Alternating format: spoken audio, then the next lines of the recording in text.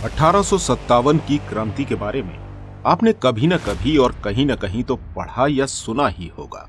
आज की हमारी इस वीडियो में हम आपको बताने वाले हैं कि 1857 की क्रांति में क्या हुआ था और इस क्रांति के बाद क्या क्या बदलाव हमारे भारत की स्थिति में आए थे।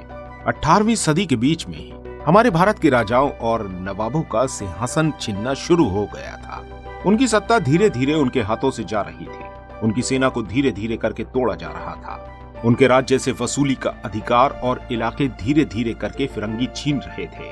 कई सारे राजा और नवाबों ने अपनी सत्ता बनाए रखने के लिए कंपनी के साथ समझौता भी करना चाहा, लेकिन कंपनी अपने नशे में इतनी ज्यादा चूर थी कि वो किसी की भी बात मानने के लिए राजी नहीं थी। धीरे धीरे करके सारी रियासतें अंग्रेजों के कब्जे में आ चुकी थी और अवध की रियासत अब आखिरी रियासत थी जो अंग्रेजों के कब्जे में गई। गवर्नर जनरल डलहौजी का कहना था कि राजा और नवाब रियासत को ठीक से नहीं चला रहे हैं, इसलिए शासन को ठीक तरह से चलाने के लिए ब्रिटिश राज बहुत जरूरी है। कंपनी ने मुगलों का शासन भी पूरी तरह खत्म कर दिया था। यहाँ तक कि उस समय जिन सिक्कों पर मुगलों का नाम होता था वो भी कंपनी ने हटवा दिया था। साल 1849 में गवर्नर जनरल डलहौजी ने ऐलान कर दिया कि बहादुर शाह जफर के परिवार को लाल किले से निकाल कर कहीं और भेजा जाएगा। इसके अलावा यह भी कहा गया कि बहादुर शाह जफर अब आखिरी मुगल बादशाह होंगे। जब बहादुर शाह जफर की मृत्यु हो जाएगी, इसके बाद उनका कोई भी वंशज राजा नहीं कहलाएगा। और इसी तरह अंग्रेजों ने एक एक करके सभी रियासतों और साम्राज्यों पर अपना कब्जा जमा लिया। इसके अलावा गांव में रहने वाले किसान और जमींदारों से बहुत ही भारी भरकम लगान वसूला जा रहा था। और जब किसान और जमींदार इस लगान को नहीं चुका पा रहे थे तो उनकी पीढ़ियों पुरानी जमीनें जब्त कर ली जा रही थी। इसके अलावा वो भारतीय सिपाही जो कंपनी के लिए काम कर रहे थे, उनकी भी स्थिति कुछ अच्छी नहीं थी। पहले तो उन्हें वेतन बहुत कम दिया जा रहा था और दूसरी तरफ कई सारे नियम उनके लिए लागू किए गए थे जो उनकी धार्मिक भावनाओं और आस्थाओं को ठेस पहुंचाते थे। इसके अलावा सिपाहियों में कई सारे लोग ऐसे थे जो किसान फैमिली के थे और वो अपने परिवार को गांव में छोड़कर आए थे। इस तरह किसानों का गुस्सा धीरे धीरे करके सिपाहियों में भी फैल रहा था। अंग्रेजों ने भारतीय समाज में कई सारे सुधार भी किए, लेकिन वो सुधार केवल अपने लिए थे। अंग्रेजों को लगता था कि भारतीय समाज में कई सारे सुधार किए जाने बहुत जरूरी है। हालांकि अंग्रेजों ने ही सती प्रथा पर रोक भी लगाई थी और विधवा विवाह को बढ़ावा दिया। इसके अलावा अंग्रेजी भाषा की शिक्षा को बहुत बल दिया गया और बहुत तेजी से बढ़ाया गया। जैसा कि आप सभी जानते हैं कि प्रजा और शासन के बीच हमेशा संघर्ष चलता रहता है, लेकिन कभी कभी ये संघर्ष हद से ज्यादा बढ़ जाते हैं, जिसकी वजह से राज्य की सत्ता बिगड़ जाती है। और ऐसा ही कुछ हुआ था साल 1857 में, जब भारत के उत्तरी भागों में कुछ ऐसी ही स्थिति पैदा हो गई। ईस्ट इंडिया कंपनी 100 साल पहले ही फतह कर चुकी थी और शासन पर विजय प्राप्त कर चुकी थी, लेकिन 100 साल बाद भी ईस्ट इंडिया कंपनी को एक बहुत ही भारी विद्रोह का सामना करना पड़ा, क्योंकि 1857 में जो विद्रोह हुआ था उसकी वजह से भारत के अंदर अंग्रेजों का अस्तित्व खतरे में चला गया। ये विद्रोह मेरठ से शुरू हुआ था और धीरे धीरे करके ये विद्रोह सभी राज्यों में फैल गया था। 29 मार्च साल 1857 के दिन युवा सिपाही मंगल पांडे को अंग्रेजों ने अपने अफसरों पर हमला करने के आरोप में फांसी पर लटका दिया। और कुछ दिनों के बाद मेरठ में तैनात कुछ सिपाहियों ने नए कारतूस के साथ फौजी अभ्यास करने से मना कर दिया, क्योंकि सिपाहियों को लगता था कि उन कारतूसों के ऊपर गाय और सुअर की चर्बी का लेप चढ़ाया गया था। जब सिपाहियों ने अभ्यास करने से मना किया तो 85 सिपाहियों को नौकरी से निकाल दिया गया।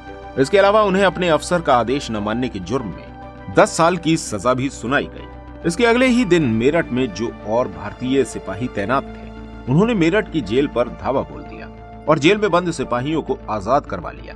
जेल में मौजूद सभी अंग्रेज अफसर पर हमला करके उन्हें मार दिया गया और जेल में जो भी बंदूक और हथियार मौजूद थे वो सभी भारतीय सिपाहियों ने अपने कब्जे में ले लिए। साथ ही में अंग्रेजों की इमारतों और संपत्तियों में भी आग लगा दी गई। इन सिपाहियों ने फिरंगियों के खिलाफ युद्ध लड़ने का फैसला कर लिया था और युद्ध का ऐलान कर दिया था।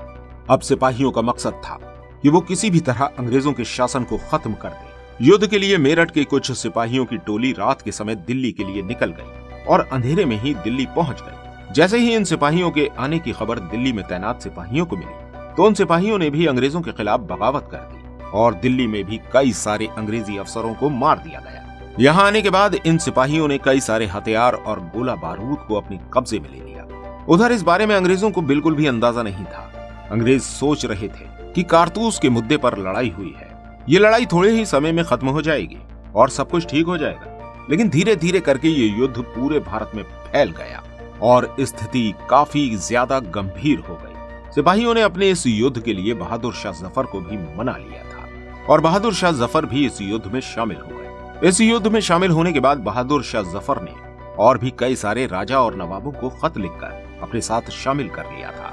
अब दिल्ली से अंग्रेजों की सत्ता जा चुकी थी और धीरे धीरे करके ये आग चारों तरफ फैल रही थी। एक एक करके हर रेजिमेंट में सिपाहियों ने विद्रोह कर दिया था। इन सिपाहियों को देखकर गांव के लोगों में भी हौसला आ गया था और वो भी इन सिपाहियों का साथ देने के लिए इस युद्ध में शामिल हो गए। अब भारतवासी अंग्रेजों की सत्ता खत्म करना चाहते थे। इधर बेगम हजरत महल भी इस युद्ध में उतर आई और झांसी की रानी लक्ष्मीबाई भी अंग्रेजों के खिलाफ विद्रोही सिपाहियों के साथ मिल गई। इसके अलावा मध्य प्रदेश में रानी अवंतीबाई लोधी ने भी 4000 सैनिकों की फौज बनाई और अंग्रेजों के खिलाफ युद्ध किया। धीरे धीरे करके ज्यादातर सभी राजा और नवाब इस युद्ध में शामिल हो रहे थे। फैजाबाद के मौलवी अहमद उल्लाह शाह ने भविष्यवाणी कर दी कि बहुत ही जल्द अंग्रेजों का शासन खत्म होने वाला है। विद्रोहियों ने कई जगह फतह प्राप्त की क्योंकि अंग्रेजों की संख्या बहुत ज्यादा कम थी। लोगों को लग रहा था कि अब वो दिन दूर नहीं जब अंग्रेजों का शासन खत्म होने वाला है।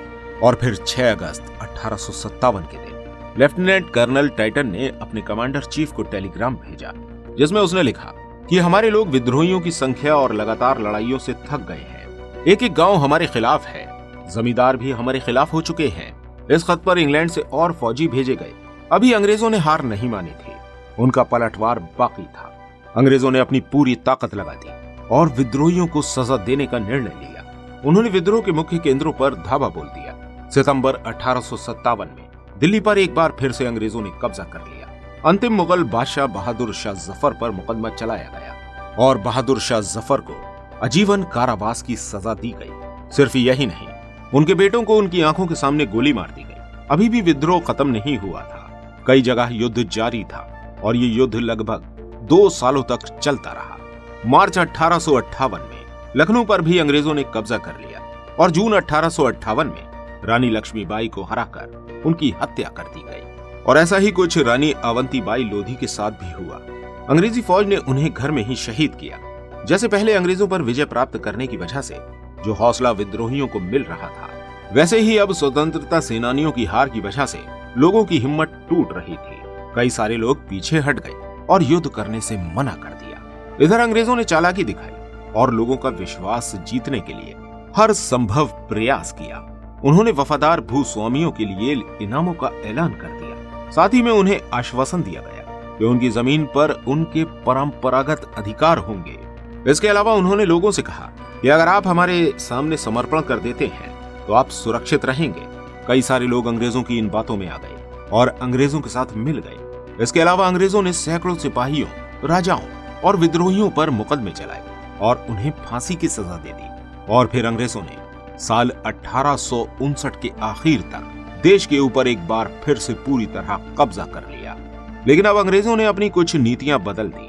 देश के सभी राजाओं को आश्वासन दिया गया कि भविष्य में कभी भी उनकी भू क्षेत्र पर कब्जा नहीं किया जाएगा और राजा अपनी रियासत को अपने वंशों को सौंप सकते हैं। लेकिन उनके सामने शर्त रखी गई कि उन्हें ब्रिटेन की रानी को अपना अधिपति स्वीकार करना होगा। इस प्रकार भारतीय शासकों को ब्रिटिश साम्राज्य के अधीन शासन चलाने की अनुमति दी गई। इसके बाद दोबारा से ऐसी कोई घटना न हो, इसलिए ब्रिटिश सरकार ने सेना में भारतीय सिपाहियों की संख्या काफी ज्यादा कम कर दी और सेना में यूरोपियन सिपाहियों को भरना शुरू कर दिया। इसके अलावा अंग्रेजों ने फैसला किया कि वो भारतीय सिपाहियों के धर्म और रीति रिवाज का पूर्ण रूप से सम्मान करेंगे।